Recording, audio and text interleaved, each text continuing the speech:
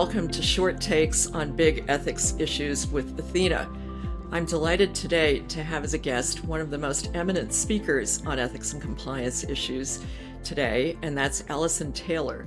Alison is an author, a consultant, and a professor at the New York University Stern School of Business. And our topic is we're going to get Alison's take on the three worst mistakes, myths, or misunderstandings that make ethics and compliance programs ineffective. Alison, thanks for coming on. Thank you so much for having me. It is a delight to be here. We always start off with three rapid fire statements, and you can say true, false, or maybe. So the first one is, in general, corporate compliance policies do not actually help employees meet their compliance obligations or act ethically. I'll say maybe. I think it depends a lot on the design and thinking of the policies and programs. Great answer, and we'll unpack that in the other half. Second statement, the best way to address corporate misconduct is to strengthen the relevant policies, procedures, and discipline the bad actors. True, false, maybe? False. I think it's a bit more complicated than that. Another great answer. Third and last, in general, ethics and compliance professionals measure the wrong things, such as number of employees trained, hotline calls, etc. True. I think they measure things that are easy to measure, and that may not be the things that are most valuable to measure. Well, let's jump in to the more in-depth side of the podcast. And first, give me your thoughts on the pitfalls of compliance policies. What should they look like? What shouldn't they look like? So, the first thing to say is I would not want to come across as a skeptic of policies and procedures. I would not want to be seen as arguing that rules and policies and procedures aren't important. If you don't have those policies and procedures, if you don't have credible punishment for wrongdoing, anything else you might build on top of that, values, an ESG program, anything else is going to rest on shaky ground. So first of all, I want to say, we need policies and procedures. The problem comes when we think that we can design a policy and procedure for every eventuality. Human brains and human processing get overwhelmed really easily. And it can have the impact, I think, of sort of short-circuiting judgment and ethical reasoning. What you really want is enough rules that people can follow, principles to apply, and making sure that employees know where to go with dilemmas and issues.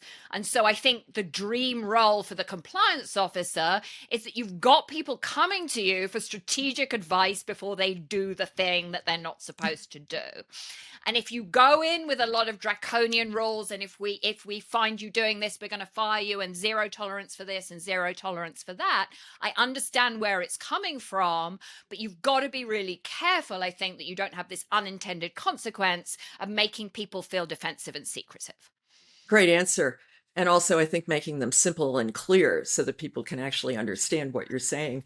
Speaking as a recovering lawyer. Yes. Yeah, the legalistic jargon and the design to address legal imperatives rather than what somebody can process and understand and apply is another, I think, kind of historic prime weakness in this area. Great. Second topic, misconduct investigations seem to frequently miss the mark. I would certainly agree that that's true. There is a sort of unfortunate thing that I think we can all see out there, which is that the companies doing the best job on ethics programs are frequently those that have been embroiled in enormous ethics scandals and have been really, really forced to tackle this. And what we would really like is for these compliance programs to be effective so that we're not forced to recover from these scandals. So the other thing we can say, and I can think of a number of prominent examples from the news, you can see companies that get into trouble and do investigations and maybe get fines and then maybe even replace their CEO, and then they seem to be in trouble again a few years later. So if you've got problems with your business model and your strategy is winning at all costs and you're incentivizing employees to break the rules, then a misconduct investigation, which finds a few bad apples and removes rogue employees, but doesn't address these underlying factors, you're going to risk that these problems are going to happen over and over again. So sort of similar to the first answer, it's not that punishment for wrongdoing isn't important. It's not that we don't need a credible sign from the regulator that there's punishment out there, but it's certainly at best necessary but not sufficient. Yes, and I think the points you've made, like in your most recent book about ethical culture and mass socialization, are good ones to bear in mind if you're trying to decide what really happened and prevent it in the future. That's exactly right. I mean, I think humans are very tricky. We're very good at picking up on whether, if we're being told, to observe a rule, are we really being told to observe that rule, or is there a nod and a wink and you can, do without this if it might seem to compromise your profitability? And so we're all incredibly good, I think, at picking up on those implicit signals. So one question that we really need to get at the forefront is, what are the implicit signals our leadership team is giving about these rules, policies, procedures, and compliance overall? Great answer. All right, our third and last topic, which is what measurement should matter in an ethics and compliance program, and what mistakes do people typically make? So I think we're a little bit, and I said this in my book, we're a little bit like the drunks under the street light looking for the car keys because that's where the light is. There's a wonderful article, it's a few years old, by Hui Chen in HBR called Your Compliance Program is a $1 million Waste of Time, that really unpacks these issues of kind of, we're measuring the things that are easy to measure and not necessarily the things that are important. But let's just get on the table that there are real challenges with what even good or bad looks like. Let's take a really good example of something most companies measure, which is calls to the whistleblowing hotline. Well, if there were no calls to the whistleblowing hotline all year, is that a good thing?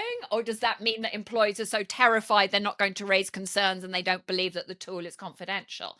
If there are a lot of calls to the hotline, does that mean it's a disastrous compliance situation? Or does it mean that in that particular culture, employees want to speak up and they're really engaged and they want to flag changes? So I think it's partly about what you measure and it's partly about the context in which you put that measurement. But you asked what we should measure. I'm a big advocate of measuring culture in various ways.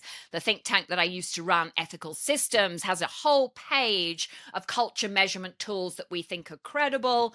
You tend to hear the view that measuring culture is sort of fluffy and it's about engagement and it's difficult and it's subjective. It can be difficult, but I think what I would want people to know is there are rigorous, really great tools out there that can measure how employees feel about their bosses, how employees feel about policies, how employees feel about trust within the organization, how likely they are to speak up, and so on. And I think these are very, very good and insightful points around measurement as an example. Those are great examples. And I remember in your book, you were talking about ethical culture as defined as what happens when no one's looking. And measuring that is certainly more important than measuring training completions. That's right. And I think, the overarching goal of, I think, any effective ethics and compliance officer is to be embedded in the culture and embedded in the organization as a trusted business partner, not seen as a sort of policeman sitting in a silo off on the side. And if you're going to do that kind of intervention, if you're going to be that kind of trusted partner to the business, you need to conduct some investigation into what's actually going on in the business and how you're seen and how people feel about the leadership team in particular. Well, with that inspirational urge to compliance officers to get under the hood, thank you very much for coming on the podcast today. We really appreciate it, and we hope you'll come back and do another short take on a big issue for Athena. Thanks, Alison. I'd be absolutely delighted to talk to you anytime, Susan. Thanks.